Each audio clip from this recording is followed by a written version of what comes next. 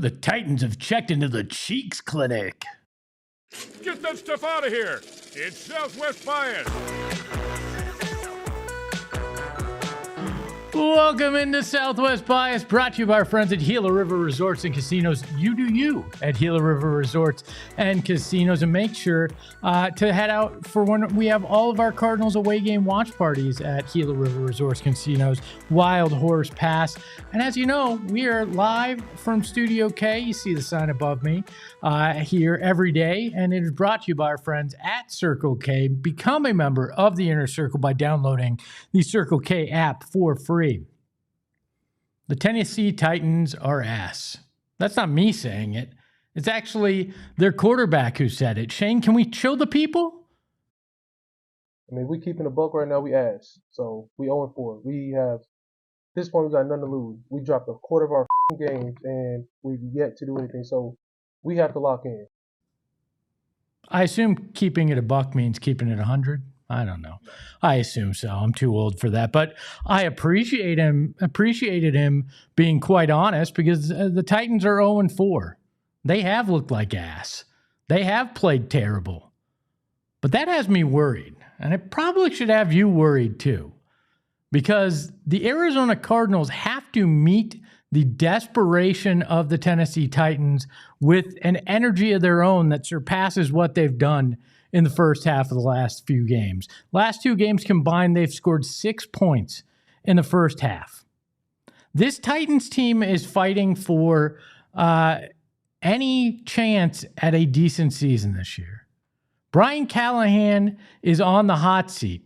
His seat is so hot that, you know, when you reach for the seatbelt when you're in your car in the middle of July and it's been sitting in that parking lot and you touch the metal on accident, his seat's hotter than that right now.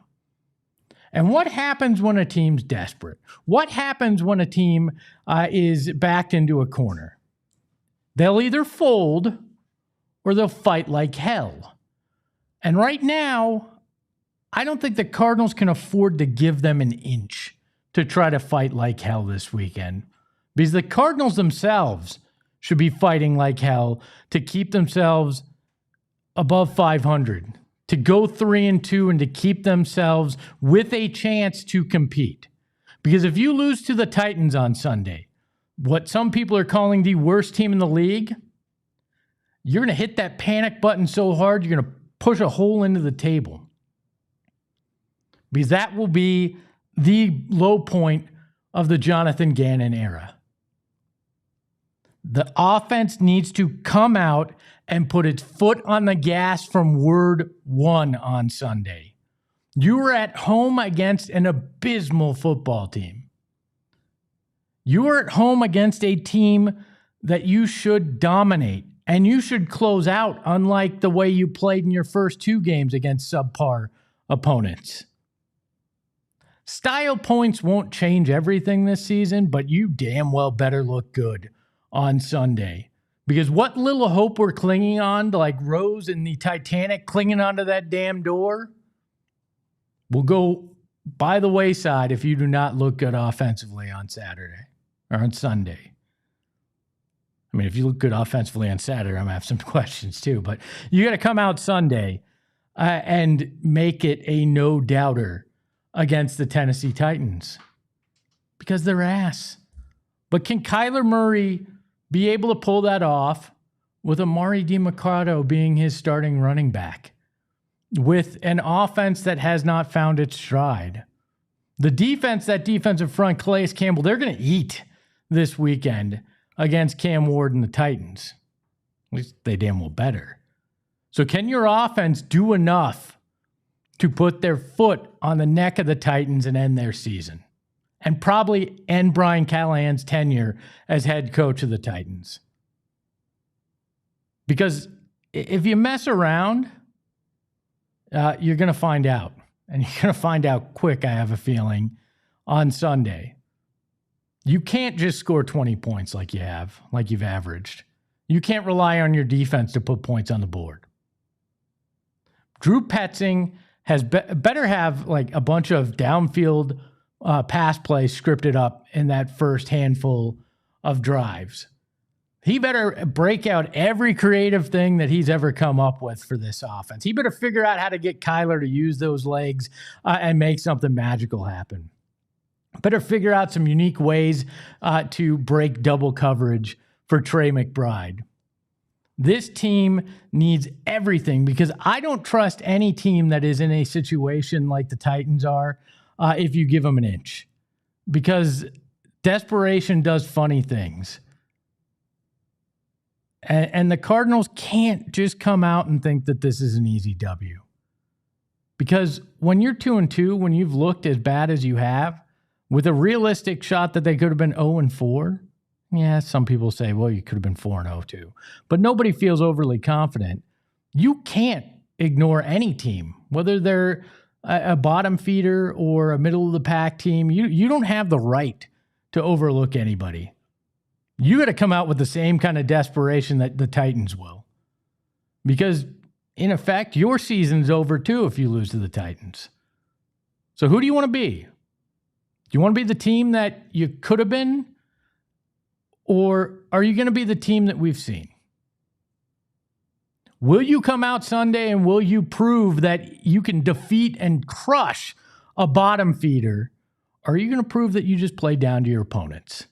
Because that's what we've seen so far. That is what we have seen through 4 weeks. The Tennessee Titans are ass. But if the Cardinals want to prove that they're not, they got to get a decisive win on Sunday.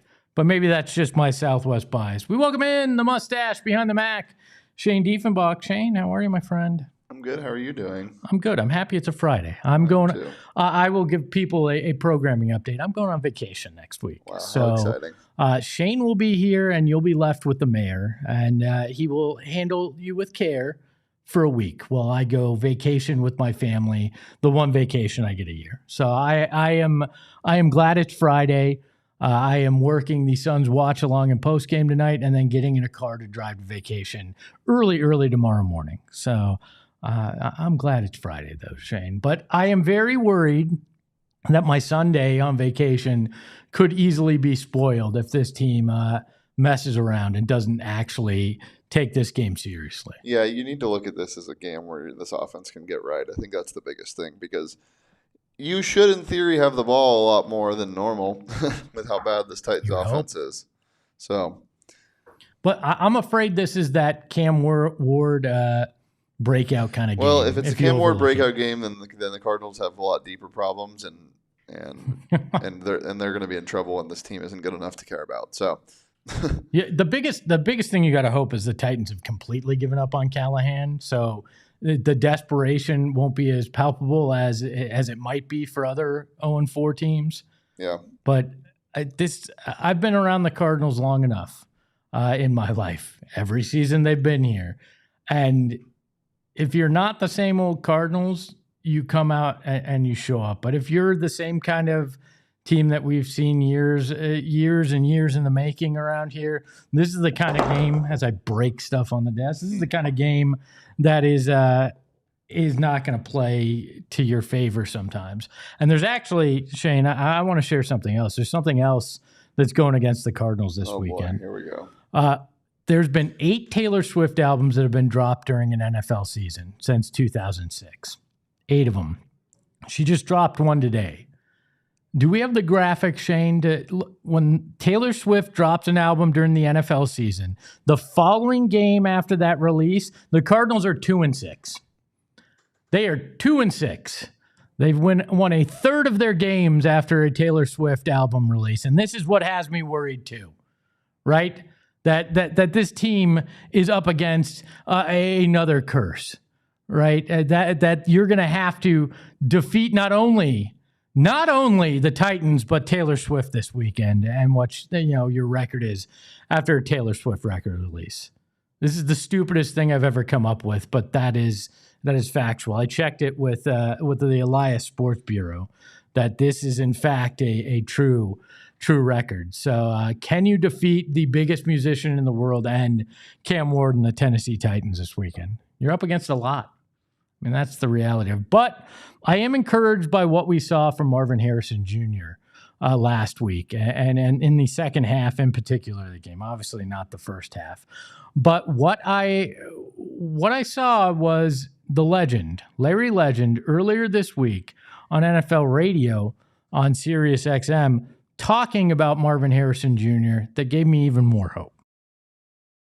Half of that game on Thursday was the best thing that could happen to him. You know, you think about he had the 2 drops early in the game, one that led to an interception. He could have very easily put his head in the sand, and that could have gone really bad, right? But he came back and he made play after play when his number was called in that second half, and it really showed me like this guy he's got a lot of fight. He's got a lot of high football resolve character, and it's in his DNA. And so, you know, I hope the positivity of that second half can carry on. And when I talk to people in the organization, in the facility, I mean, there's nobody that works harder than he does. I mean, the balls that he catches off the jugs machine, I mean, he's putting in the time, he's putting in the work. He understands the assignment. And, you know, the one thing is like, it's like catching the football, you know, you do it routinely and often enough to build the confidence, you know, you'll do it at a higher level. But he checks the boxes, and I think his ability to continue to improve and get better is still really good. I love that Larry is saying that about MHJ. You got the seal of approval from the legend saying that you're working hard, that he showed resolve, that he is that kind of guy, that he will continue to grow. That is important to me. Because if there is a man that knows about that and knows how to succeed, it is the best receiver in NFL history, Larry Fitzgerald. Sorry, Jerry Rice. It's Larry. And he sees it in Marvin Harrison Jr. And to me, if Drew Petzing allows it, this will be a major Marvin Harrison Jr. game. This will be a game that we look back and that's when the tide turned. But only if Drew Petzing opens up that offense this weekend against a subpar Titans team. Marvin Harrison Jr. is the key. Can you open that up? Can you get him the ball? Because your running game isn't going to be it. The passing game is going to have to open up the running game moving forward. Fitz believes in Marvin Harrison Jr., so I hope Drew Petzing does. I hope Drew Petzing finds a way to get the ball to him, gets creative on the way to be able to do that. Because this young man deserves it. We saw with that touchdown in the second half just how much the damn guy cares, how much it means to him, and it's time to get him the ball. Let's see it this weekend against the Titans. Let this be the game that is that finally that stamp that we go, that is Marvin Harrison Jr. that this team thought they were getting. That's the offense that we want to see because Larry Legend believes in this kid. And I want to see them actually reward Marvin Harrison Jr.'s resolve this weekend by helping him get a big game because I'm not seeing it with the run game. Maybe Amari DiMercato is going to be that running back that everybody looks and goes, oh my gosh, he came out of nowhere. There's always one of those in the NFL season. I don't think that's going to be the case, though. I think you're predicated on Trey McBride, Marvin Harrison Jr., and Michael Wilson moving forward. What can those guys, along with the quarterback there, Kyler Murray, can they actually do? And the first step of that starts this weekend with the Titans. Big shout out to all the bias in the chat. Sports Hero, Booms, Deborah Owens, Traquan McHurdles, the whole crew, the whole fam damly in there in the chat. I appreciate each and every one of you. Sports Hero says, love Fitz giving MHJ a vote of confidence and support. You gotta love it. Booms, are you worried that this evolved playbook is going to bring more mishaps with K1 and MHJ? It's getting annoying. I need to see the aggressiveness. If mistakes come because of aggressiveness, fine. I can forgive that, but I can't go through another week or two of hand off the ball, check down pass, losing games because you're not aggressive, and then you have to scramble in the second half to just make it interesting. Open it up. Kurt Warner talked about how he was a gunslinger and he had just accepted that interceptions were going to happen, but it was about bouncing back and continuing to be aggressive. And sometimes being aggressive, even if it leads to an interception, keeps the defense on their heels. I want to see aggressiveness as well. Deborah, thank you for the well wishes on vacation. Sports Hero, I agree, Espo. MHJ needs a big breakout game to get him over the hump. And then Robert says, why don't anyone want to talk about the defense plays soft passing defense? I haven't seen that. They're getting pressure on the quarterback. They've got a depleted secondary that's been playing over its head. They're likely going to get Will Johnson back. I'm not overly concerned. I think he's more so talking about the scheme, though. How off coverage. I mean, everyone hates off coverage. Like, that's fair, but everybody hates it. If we're talking fine, scheme wise, and Nick Rawlis gets a pass because you look on the other side and Drew Petzing has been a dumpster fire. So it does take some of the heat off of Rawlis and Jonathan Gannon in terms of defensive scheme. That's for sure. I need to see everything click this weekend, and I won't be over the moon, but I'll feel a lot better going into the remaining schedule. But if you don't click this weekend on all facets, including special teams, I'm going to hit a panic button while I'm on vacation, and I may even call in to scream on Monday with Derek. I'll say that of it, because there's a lot that this team needs to prove. Biased in the chat, hit that like button. If you haven't subscribed already, do that as well, and become a member of the Supporters Club. Hit that join button. It's $5 a month to get access to all of our great emojis that you can drop in the chat. You've seen them, the Johnny Chugging emoji, the Kyler Zen emoji. We've got some great ASU, U of A, Suns emojis. Get in there. You can get access to all those. And if you become a Hall of Fame level, you can get access to special content as well. So do that today. Appreciate each and every one of you. I'm going to give out some awards on the other side of the break. That's coming up next right here on Southwest Bias. Circle K, they got you covered. I stop there every morning. You see it right here. I've gotten hooked on their coffee. I haven't always been a coffee guy, but Circle K hit me up early in the week and said, look, it's National Coffee Day. We're going to give you a deal. You're going to get a free coffee. I said, you know what? I'm going to try it. I'm going to try it. And I did, and I've fallen in love. And then they hit me up and they went, you know what? Because you're an Inner Circle member, we're going to give you a coffee for $1, any size, every day for the month of October. So guess what? I'm a coffee guy now because I'm a member of the Inner Circle with Circle K. And you can be an Inner Circle member as well. Download the Circle K app today. Put in a little bit of information for free. Boom. You're going to get 25 cents off per gallon on our first 5 fill-ups, then 3 cents per gallon after that, and then 5 cents when you hit that ESPO level. Plus, great deals like the deal on coffee that I'm getting, 79-cent Polar Pops, 99-cent Frosters, 3 for $5, 28-ounce Gatorade. So if you're in a rec league like Shane was, you can refuel right there. Get your electrolytes covered by being a member of the Inner Circle. Join the Inner Circle today for free by downloading that Circle K app. Terms and conditions apply like everything in life. At participating locations, visit CircleK.com for details. And Mountain America Credit Union, they're where all of us do our banking when it comes to credit unions here in the Valley. And it's because they got the MyStyle Checking Account. You can make MyStyle your lifestyle by becoming a member at Mountain America Credit Union. You say, why get a MyStyle Checking Account? Ask, but why should I do that? You're asking a lot of me here. Here's why you should do it.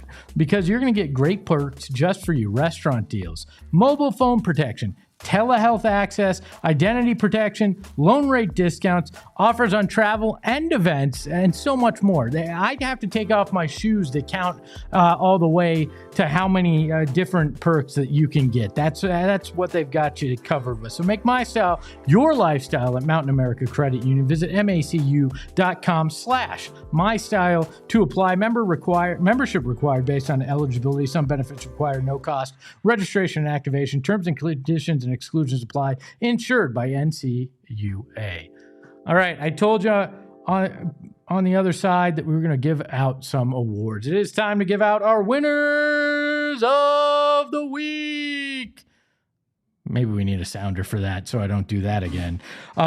You know how it works. We give out bronze, we give out a silver, and we give out a copper because we are the copper state. So screw gold. Copper is the precious metal we care about here. So bronze this week is going to go to mortgagematchup.com because none of us knew what the hell that was until yesterday. And now nobody can stop talking about it because, as some people say, no press is bad press as long as they spell your name right.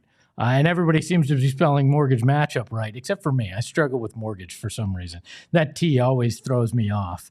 But now they're going to get bronze because y'all know what they are now.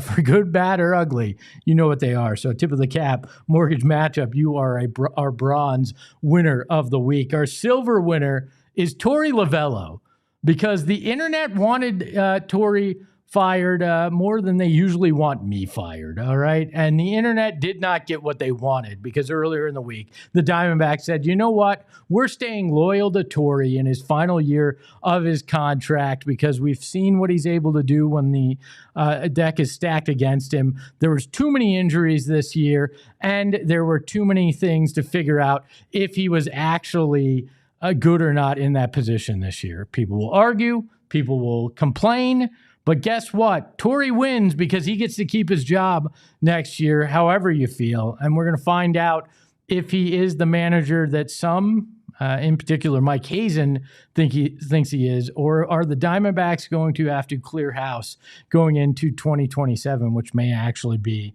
a lockout kind of season with a CBA on the horizon. So Tori, congratulations on the silver. It's probably the second best thing to happen to you this week. But the big winner, you know who I'm going to say. Is this really going to be a surprise to you? I've been pounding the table all year, all summer about these women. It is the Phoenix Mercury who made it to the WNBA Finals and are going to have game 1 tonight in Las Vegas, a 7-game series. They are the underdogs again. It's a reason why it's the Valley versus everybody when it comes to the Phoenix Mercury.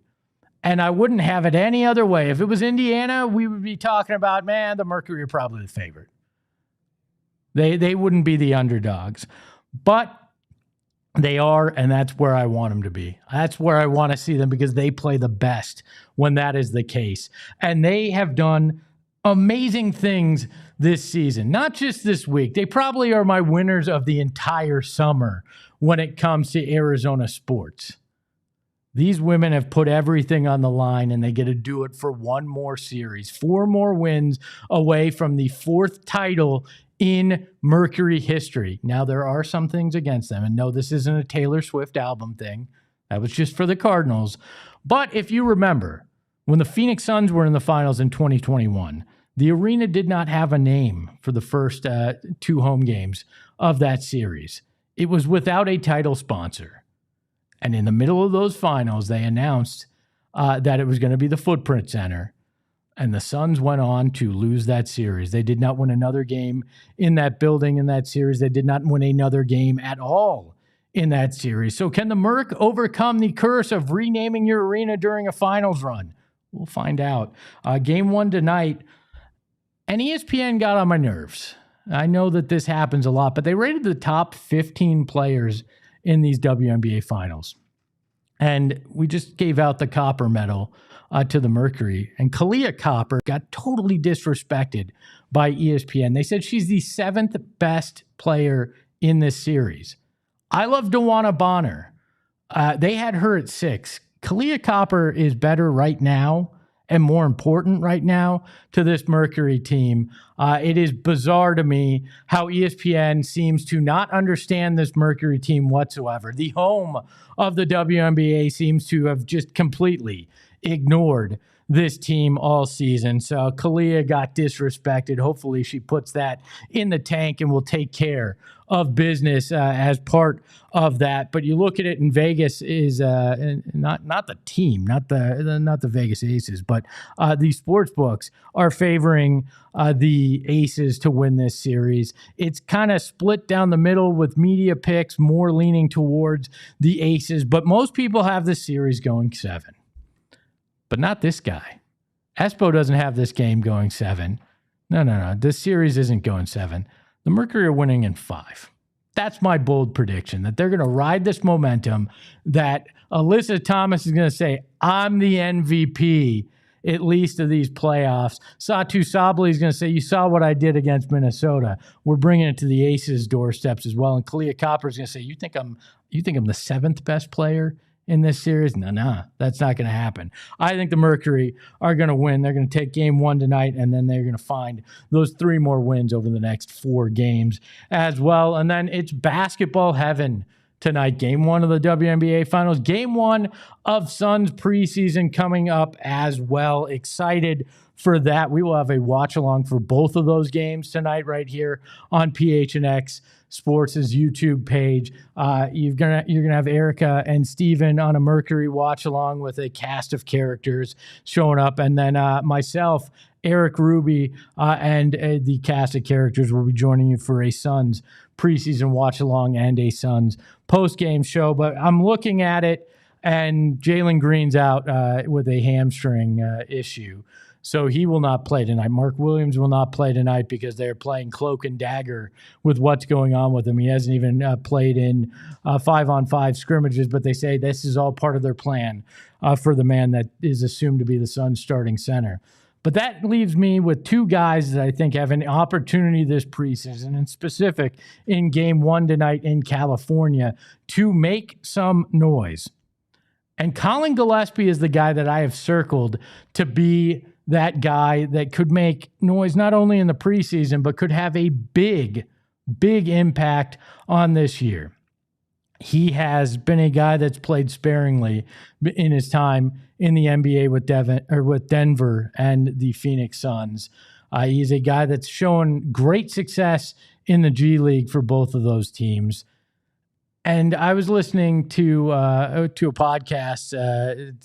I don't remember. I think it's one of the NBA podcasts, but they were saying how he reminds them, at least from an advanced stats point, to where Ty Jerome was and the jump that he made with the Cavs. Different kind of game, but that he's a guy primed to make that jump. And the eye test does not deny that to me. And I still stand by, I think he's the junior villain that Dylan Brooks has been talking about. And I'm excited to see what he's able to do with the opportunity to get more minutes in game 1 of the preseason with Jalen Green's injury that they don't seem to think is very serious, and what he'll do with the opportunity, because he's going to get minutes in the regular season with the lack of depth in particular at that point guard spot. The other kid that I'm looking forward to seeing tonight with Mark Williams out is Kaman Malawach. I know he is a project. He is a young kid that has not been playing basketball as long as others. But everything you hear on the defensive end, this guy is a defensive stopper. He's a communicator, and he's blossoming into a defensive leader. And that is what I am looking forward to watching from him, is how does that defense look? Does he have enough offense to stay on the court? And how can we get some glimmers of what he'll be as they progress? I don't think he's going to be a star in year 1. It would not shock me if he does not play serious minutes in year 1, maybe 10 minutes a game, go out there and get some defensive stops. But I want to see that in game 1 of preseason. What do we get? What kind of glimpses do we get from Kaman Malawach? We know who Devin Booker is. I don't need to see much of anything from preseason, but that's where those 2 guys are my main guys I'm watching in game 1 of the preseason. And of course, I'm watching Jordan Ott. What kind of little things does he show us over this preseason stretch? We won't see the whole playbook, the whole offense, but we will see little things that he brings to this team and his approach. And how does that help move the ball around, where we saw it be stagnant completely over the last few years? That is everything we have for this week. A busy Friday, a busy weekend as well. Like I said, I am out next week, so you are left in the capable hands of the mayor, Derek Montilla, and the mustache behind the Mac. I will be back the following Monday to talk everything Arizona sports with some hot takes and other opinions. A big thank you to the mustache for the behind the Mac for another great week. You can follow him at Shane Deef. You can follow the program at PHNX_sports. You can follow me at Espo. And remember, the Titans are desperate because they're ass, but the Cardinals need to prove that they're not as well. Ahoy, hoy! We